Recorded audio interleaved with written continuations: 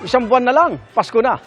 Bida ngayon sa Muntinlupa City ang Christmas display ng City Hall na picture perfect para sa inyong bonding. Saksi, si Jamie Santos.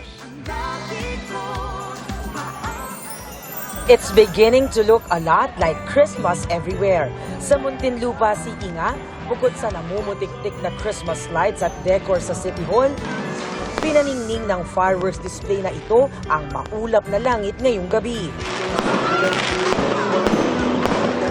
Ang mga nag-abang, kanya-kanyang labas ng cellphone to capture the moment. Tuwing Biyernes at Sabado alas 7 ng gabi ang fireworks display na ito sa Muntinlupa. Instagram-worthy ang candy-themed Christmas tree na ito, kaya naman favorite spot ng dumarayo rito. Kanya-kanya namang pose ang mga chikiting sa carousel sa ilalim ng Christmas tree. Sentro ng Christmas decoration ang Belen sa taas ng City Hall.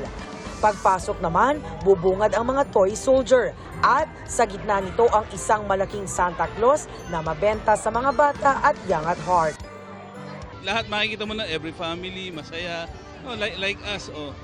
Actually, kakagaling ko lang sa trabaho, sumugod agad ako dito. Especially sa mga bata, talagang kita mo naman ang ngiti sa mga mata nila, di ba? Masaya po, sobrang, lalong-lalo na po sa mga bata, sobrang saya po. Yung Christmas tree po, Christmas tree. Opo.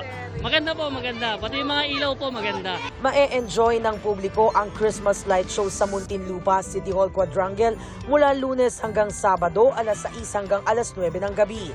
May mga food stall din dito ang mga entrepreneur na tinawag nilang likhang munting sellers. Para sa GMA Integrated News, Jamie Santos ang inyong saksi.